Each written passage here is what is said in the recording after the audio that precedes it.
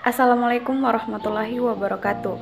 Perkenalkan, nama saya Waode Nurhaliza. Saya mahasiswa Prodi Gizi Fakultas Kesehatan Masyarakat Universitas Halu Oleo, Kendari. Video ini saya ajukan untuk memenuhi tugas mata kuliah Gizi Kesehatan Masyarakat Pesisir dan Kepulauan. Di sini saya akan menjelaskan mengenai anemia gizi. Kurang darah atau anemia adalah kondisi ketika tubuh kita kekurangan sel darah merah sehat atau ketika sel darah merah sehat tidak berfungsi dengan baik. Epidemiologi anemia. Anemia gizi besi merupakan masalah gizi yang paling umum terjadi. Dapat terjadi pada semua kelompok umur, akan tetapi pada kelompok wanita usia reproduktif, balita dan anak-anak prevalensinya lebih tinggi. Prevalensi wanita hamil biasanya 51%. Data Reskidis 2018, wanita hamil 48,9%. Jenis anemia. Pertama, ada anemia besi. Saya akan menjelaskan tentang anemia besi. Fe merupakan komponen Hb atau oksigen carrying protein. Hb berfungsi untuk mengikat oksigen yang sangat diperlukan dalam proses metabolisme dan fal tubuh. Fe merupakan komponen dari berbagai enzim yang terlibat dalam reaksi oksidasi dan reduksi. Penyebab anemia gizi besi secara umum ada 3, yaitu 1. Kehilangan darah secara kronis, 2. Asupan zat besi tidak cukup dan penyerapan tidak adekuat, 3. Peningkatan kebutuhan zat besi. Penyebab anemia besi ada 2 faktor, yaitu 1 secara faktor langsung 1 kekurangan konsumsi zat besi, 2. penyakit cacing, ketiga perdarahan, keempat penyakit menahun seperti tiroid, TBC dan malaria, yang kelima tropical sprue, yang keenam kebutuhan meningkat. Yang faktor tidak langsungnya yaitu tentang pendapatan, pengetahuan, pendidikan, pola pemberian MPASI, dan sosial budaya. Cara pencegahan anemia besi. 1. Meningkatkan konsumsi bahan makanan sumber Fe. 2. Tidak mengkonsumsi bahan makan penghambat absorpsi zat besi. Yang ketiga, pemberian obat cacing. Yang keempat, fortifikasi.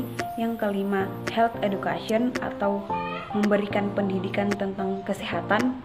Yang keenam, sanitasi lingkungan atau seperti sarana jamban atau penggunaan alas kaki. Jenis anemia yang kedua adalah anemia asam folat. Anemia asam folat mempunyai sifat yang labil, apabila dipanaskan akan cepat hilang dan cepat rusak pada proses pemasakan. Penyebab asam folat. Penyebab yang pertama adalah 1. Kekurangan konsumsi asam folat. Yang kedua, kekurangan energi kronis. Yang ketiga, kebutuhan yang meningkat pada ibu hamil dan menyusui. Yang keempat, penyakit infeksi seperti malaria dan kanker. Yang kelima, pemakaian obat pirimetamin. Dan cara pencegahan anemia asam folat yaitu 1. Menyembuhkan penyakit infeksi misalnya malaria. Yang kedua, meningkatkan bahan makan sumber folat atau protein seperti protein hewani, susu, dan hasil produk lainnya. Yang ketiga, pemberian suplementasi asam folat dalam bentuk drops atau jus. Jenis anemia yang ketiga adalah anemia B12. Penyebab dari anemia B12 itu dikarenakan mengonsumsi obat seperti niacin dan selsin, yang kebutuhan yang meningkat pada ibu hamil, penyakit cacing, dan pemotongan ilium atau usus kecil. Cara pencegahan anemia B12 yaitu perlu suplementasi B12 pada vegetarian ketat. Yang kedua, perbaikan sanitasi. Yang kelima, bila ibu vegetarian ketat, maka anaknya dianjurkan mengonsumsi suplemen B12. Selanjutnya saya akan menerangkan akibat dari anemia. Akibat dari anemia yang pertama adalah seseorang bisa merasakan lemah, letih, dan lesu, kesulitan bernafas saat melakukan aktivitas fisik. Yang ketiga, warna pucat pada mata, lidah, dan kuku. Keempat, anemia pada tingkat yang parah, atrofi papila lidah atau pembesaran limpa. Yang kelima, pada anak terjadi penurunan fungsi kognitif dan konsentrasi. Yang keenam, produktivitas kerja menurun. Yang kedelapan, daya konsentrasi menurun. Yang kesembilan, komplikasi kehamilan dan persalinan pada ibu hamil. Yang ke-10, bayi BBLR atau berat bayi lahir rendah.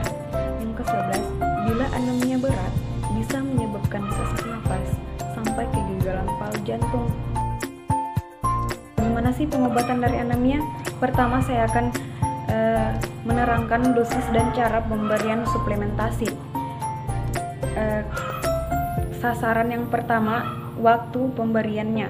Pada ibu hamil saat sampai dengan masa nifas, ibu hamil setiap hari minimal 90 hari, masa nifas 42 hari. Pada bayi 6-11 bulan, setiap harinya selama 60 hari. Anak balita 12-60 bulan, setiap hari selama 60 hari. Anak usia sekolah 6-12 tahun, 2 kali per minggu selama 90 hari. Remaja putri 90-19 tahun dan nakerwan 1 kali per minggu selama 16 minggu. Yang sasaran kedua, dosis pencegahan. Ibu hamil sampai dengan masa nifas 1 kali 1 tablet. Bayi 6-11 bulan 1 kali 1/2 sendok takar. Anak balita 12-60 bulan 1 kali 1/2 sendok takar. Anak usia sekolah 6-12 tahun 1 kali 1/2 tablet. Remaja putri 10-19 tahun dan nakerwan 1 kali 1 tablet. Selanjutnya yang ketiga, sasaran dosis pengobatan. Pada ibu hamil sampai dengan masa nifas 1 kali 1 tablet. Pada bayi 6-11 bulan 3 kali 1/2 sendok takar. Anak balita 12-60 bulan 3 kali 1/2 sendok takar.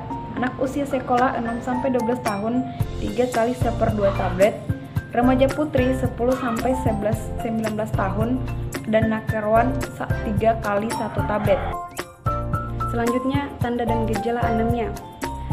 Tanda dan gejala anemia yang pertama itu 5L, maksudnya itu 5L, lemah, letih, lesu, lelah, dan lunglai.